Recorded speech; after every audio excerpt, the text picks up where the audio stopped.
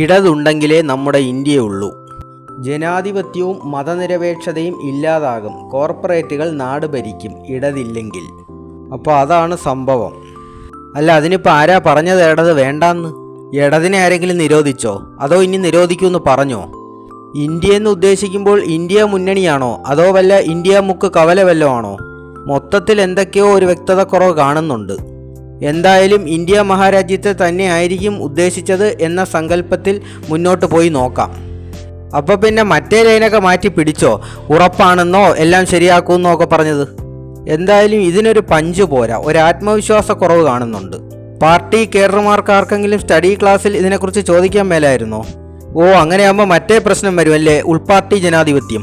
അപ്പോൾ പിന്നെ വേണ്ട, ഒന്നും ചോദിക്കണ്ട. അല്ല, കഴിഞ്ഞ പ്രാവശ്യം എന്തേ സീറ്റുകളുടെ എണ്ണം കുറഞ്ഞു പോയത്? വോട്ടർമാരുടെ ഇടയിൽ ജനാധിപത്യബോധവും മതനിരപേക്ഷതയും ഇല്ലായിരുന്നോ? ഈ പാർട്ടിയുടെ ജൈത്രയാത്രയെക്കുറിച്ചൊരു താത്വിക അവലോകനമായാലോ? മലയാളികളല്ലാത്ത ആരും ഈ പോസ്റ്റർ കണ്ട് ചിരിക്കുമെന്നുള്ള പേടി വേണ്ട. കാര്യം അവർക്ക് മലയാളം അറിയത്തില്ല. അതേതായാലും നമ്മുടെ ഭാഗ്യം. നിലവിലെ സീറ്റ് നില ഒന്ന് പരിശോധിക്കാം. ലോക്സഭയിൽ പാർട്ടിക്ക് 3 അംഗങ്ങളാണ് ഉള്ളത്. ഒരു AM ആരിഫ്, പിന്നെ ഒരു PR നടരാജൻ, പിന്നെ ഒരു S വെങ്കടേശൻ. ഇതിൽ ആദ്യം പറഞ്ഞ ആൾ മാത്രമേ മലയാളിയായിട്ടുള്ളൂ. ബാക്കി 2 തമിഴന്മാരാണ്. കോയമ്പത്തൂരിൽ നിന്നും മധുരയിൽ നിന്നും ജയിച്ചു വന്നവർ. അതായത് സഖാവ് സ്റ്റാലിൻ്റെ സംഭാവന. സ്റ്റാലിൻ എന്നൊക്കെ കേൾക്കുമ്പോൾ വല്ലാതെ അങ്ങ് പുളകം കൊള്ളണ്ട. ഇത് നമ്മൾ അപ്പുറത്ത് കിടക്കുന്ന സ്റ്റാലിനെയാണ് ഉദ്ദേശിച്ചത്. ഇനി രാജ്യസഭയിലേക്ക് വന്നു കഴിഞ്ഞാൽ അവിടെ മൊത്തം 5 പേരുണ്ട്. അതിൽ 4 മലയാളിയും 1 ബംഗാളിയും. ഇനി 2019 തെരഞ്ഞെടുപ്പിൽ കിട്ടിയ വോട്ട് ഷെയർ 1% താഴെയാണ്. ഈ കണക്കൊന്നും ഒരു വിപ്ലവകാരിയും തകർക്കാൻ പോകുന്നതല്ല. കാര്യം തിരഞ്ഞെടുപ്പൊക്കെ വെറും ഒരു ബൂർഷ്വാസി ഇടപാടല്ലേ. 1989 പാർട്ടിയുടെ വോട്ട് ഷെയർ 6.6% അത് 2014 ആയപ്പോഴേക്കും 3.2% താഴോട്ട് വളർന്നു. 2019 ആയപ്പോഴേക്കും വീണ്ടും താഴേക്ക് വളർച്ച രേഖപ്പെടുത്തി. ഇന്ത്യയിലെ ജനങ്ങൾക്ക് വിവരമില്ല എന്നുള്ളത് പണ്ടേ നമ്മൾ ക്ലാസ്സുകളിൽ കേട്ട് തഴമ്പിച്ച ഒരു കാര്യമാണ്. പിന്നീട് ആ വിവരക്കേട് ബംഗാളിലേക്കും ത്രിപുരയിലേക്കും വ്യാപിക്കുന്നതായിട്ടാണ് നമുക്ക് കാണാൻ കഴിഞ്ഞത്. അപ്പോഴും പ്രബുദ്ധരിലായിരുന്നു ഏക പ്രതീക്ഷ. പക്ഷേ ഫലം വന്നപ്പോൾ അവരും ചതിച്ചു. എന്ത്, മലയാളികൾക്കും വിവരമില്ലാതെ ആയിരിക്കുന്നോ എന്നായി എല്ലാ സഖാക്കളുടെയും സംശയം. This is unacceptable and unethical എന്നൊന്നും ഒരു സഖാവും പറഞ്ഞില്ല. കാരണം ഇംഗ്ലീഷ് ഭാഷയിലുള്ള ഇവരുടെ കുപ്രസിദ്ധി ഇന്ന് 7ാം കടലും കഴിഞ്ഞ് ലോകരാജ്യങ്ങളിൽ വ്യാപിച്ചിരിക്കുകയാണ്. സഖാക്കളുടെ ആംഗലേയവധം 4ാം ചരിതത്തിലെ പ്രസിദ്ധമായ ഒരു അധ്യായമുണ്ട്.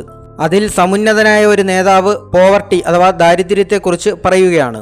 നോക്കി വായിച്ചപ്പോൾ ആദ്യം പോവർട്ടി എന്ന് തന്നെ വായിച്ചു. എന്നാൽ പിന്നീടുള്ള വാചകങ്ങളിൽ പോവർട്ടി എന്നുള്ളത് പ്രോപ്പർട്ടിയായി. പിന്നീട് 1-2 വാചകങ്ങൾ കൂടി കഴിഞ്ഞപ്പോൾ അത് പ്രോസ്പെരിറ്റിയായി.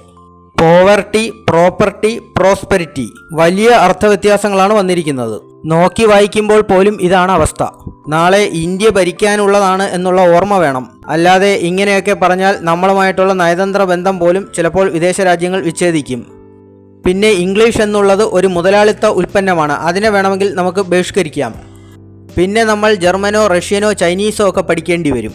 അതിനൊക്കെ തുനിഞ്ഞാൽ ഉള്ള വിപ്ലവ വീര്യം കൂടി കെട്ട് ICUലാകും. പിന്നെയുള്ള ഏക പോംവഴി മലയാളത്തിനെ ഔദ്യോഗിക ഭാഷയാക്കാം എന്നുള്ളതാണ്. ഒപ്പം തന്നെ കർശനമായ ഇംഗ്ലീഷ് നിരോധനവും ഏർപ്പെടുത്താം. ആരെങ്കിലും വഴിയിൽ നിന്ന് ഇംഗ്ലീഷ് സംസാരിച്ചാൽ അവരെ AI ക്യാമറ വെച്ച് ഫൈനടിക്കാവുന്നതാണ്. അങ്ങനെ നഷ്ടപ്പെട്ട ആത്മവിശ്വാസം അണികൾക്ക് വീണ്ടെടുക്കാം. ചുരുക്കം പറഞ്ഞാൽ ഇന്ന് രാജ്യം നേരിടുന്ന എല്ലാ അരക്ഷിതാവസ്ഥയ്ക്കും അരാജകത്വത്തിനും കാരണം ഇന്ത്യയിലെ ജനങ്ങൾ ഇടതുപക്ഷത്തിനെ തള്ളിക്കളഞ്ഞതാണ്. പിന്നെ മറ്റൊരു വാചകം കൂടി കണ്ടിരുന്നു. അതിങ്ങനെയാണ്: ഇടതുപക്ഷത്തിൻ്റെ കരങ്ങൾക്ക് ബലം നൽകൂ എന്നാണ്. അത് ലോക്സഭയിലെ സ്പീക്കറിൻ്റെ കസേരയുടെ കാലിൻ്റെ ബലം പരീക്ഷിക്കാനാണോ എന്നറിയില്ല. ഇടതില്ലെങ്കിൽ ഇത്തരം ജനകീയ സമരങ്ങൾ കാണാനുള്ള നമ്മുടെ അവസരം നഷ്ടപ്പെടും എന്നുള്ളത് ഒരു യാഥാർത്ഥ്യമാണ്. ഭരണം ലഭിച്ചു കഴിഞ്ഞാൽ കോർപ്പറേറ്റുകളെയൊക്കെ നാടുകടത്തി അവരുടെ സ്ഥാപനങ്ങൾ പിടിച്ചെടുക്കാം. എന്നിട്ട് അവയെല്ലാം ക്യാപ്സ്യൂൾ നിർമ്മാണ ഫാക്ടറികളായി പരിവർത്തനം ചെയ്യാം. ഇന്ത്യ ഒട്ടാകെ വിതരണം ചെയ്യേണ്ടി വരുമ്പോൾ ക്യാപ്സ്യൂളുകളുടെ ഡിമാൻഡുകൾ വർദ്ധിക്കും. അതിനാൽ തന്നെ ഈ വ്യവസായം തഴച്ചു വളരും. പിന്നെ ആവശ്യമെങ്കിൽ ഇത് വിദേശ രാജ്യങ്ങളിലേക്കും കയറ്റി അയക്കാവുന്നതാണ്. അങ്ങനെ നമ്മുടെ കയറ്റുമതി ശക്തിപ്പെടുകയും വ്യാപാര കമ്മി കുറയുകയും ചെയ്യും. ചൈന പോലും ഇത്തരം ക്യാപ്സ്യൂളുകൾക്കായി ഇന്ത്യയെ ആശ്രയിക്കുന്ന കാലം വിദൂരമായിരിക്കില്ല. ഇന്ത്യയിലെ ജനങ്ങളോട് ഒന്നേ പറയാനുള്ളൂ: നായകനും വില്ലനും മാത്രമല്ല പ്രസക്തിയുള്ളത്, സഹതാരങ്ങൾക്കും അവരുടേതായ പ്രസക്തിയുണ്ട്. മലയാളികൾക്ക് അവരുടെ പ്രബുദ്ധത ഒരിക്കലും നഷ്ടപ്പെടാതിരിക്കട്ടെ. ഇനി അഥവാ നഷ്ടപ്പെട്ടിട്ടുണ്ടെങ്കിൽ തന്നെ ഏപ്രിൽ 26-നകം അത് വീണ്ടെടുക്കാൻ കഴിയട്ടെ എന്ന് ആശംസിക്കുന്നു. എല്ലാവരും വോട്ടവകാശം വിനിയോഗിച്ച് ജനാധിപത്യത്തെ ശക്തിപ്പെടുത്തുക.